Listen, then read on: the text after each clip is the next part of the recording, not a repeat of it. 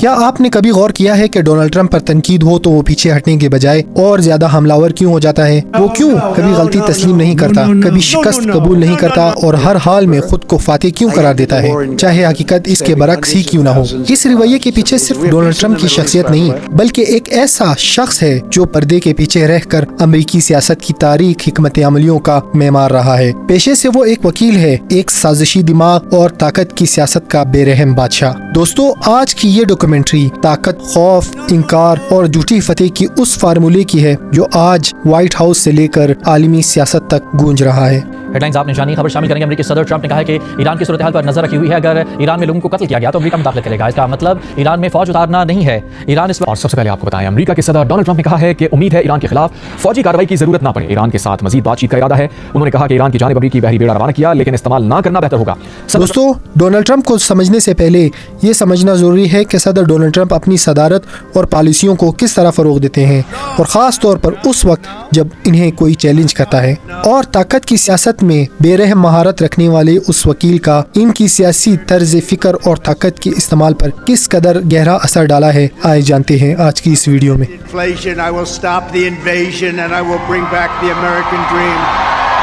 روائے کوہن پس منظر میں رہ کر کام کرنے والا وہ کھلاڑی تھا جو مکرانہ ہتھ کنڈوں اور طاقت کی سیاست میں بے رحم مہارت رکھتا تھا۔ وہ خود کو طاقتور لوگوں کے ساتھ منسلک کر لیتا، ان کے کیریئر کو آگے بڑھانے میں مدد دیتا اور ساتھ ساتھ اپنے مفادات کو بھی تقویت دیتا۔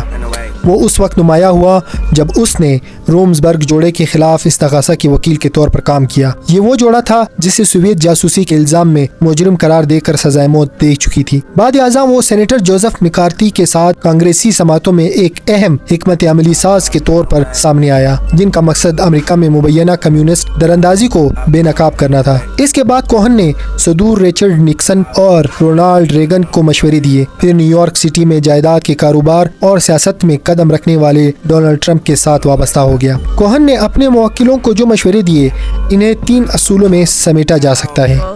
نمبر 1، حملہ کرو، حملہ کرو، حملہ کرو۔ سیکنڈ، کچھ بھی تسلیم نہ کرو، ہر چیز سے انکار کرو۔ نمبر 3، ہمیشہ وکٹری کا دعویٰ کرو، شکست کبھی قبول نہ کرو۔ کیونکہ کوہن ہمیشہ چاہتا تھا کہ اس کے موکل دفاعی کے بجائے جارحانہ انداز اپنائیں، طاقت کا تاثر دیں، کمزوری نہ دکھائیں اور خود کو قابو میں ظاہر کریں۔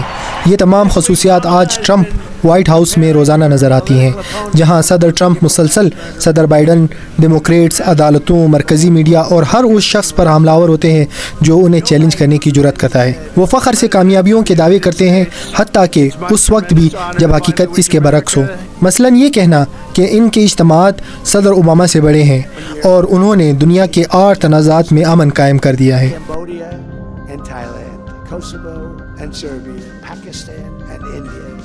Israel and Iran, Armenia and Azerbaijan. These are all wars that were President Putin called me up in Azerbaijan and Armenia.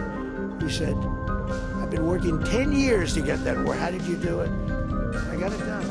2 really good leaders. گزشتہ ہفتے کوہن کے اسباق کی 2 واضح مثالیں سامنے آئیں۔ عالمی رہنماؤں سے خطاب کرتے ہوئے ڈیوس میں صدر ڈونلڈ ٹرمپ نے امریکہ کی گرین لینڈ پر کنٹرول کے حق کا مقدمہ پیش کیا اور یورپی ممالک کو کمزور قرار دیا، اور اگر بات نہ مانی گئی تو سزائی پابندیوں کی دھمکی بھی دی گئی۔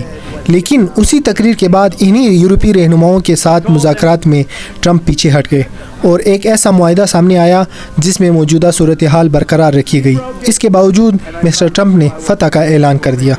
دوستوں، ممکن یہ بھی ہے کہ یہ اقدامات حکمت عملی میں تبدیلی کے بجائے صرف ظاہری تاثر کو بہتر بنانے کی کوشش ہو۔ تاہم یہ اور گرین لینڈ سے پیچھے ہٹنا اس بات کی ابتدائی اشارے ہیں کہ رائے کوہن کے مشوروں کی بھی ایک حد ہے، خاص طور پر جب وہ ایسی مسلسل حقیقتوں سے ٹکرائے جائے جو جھکنے کو تیار نہ ہو۔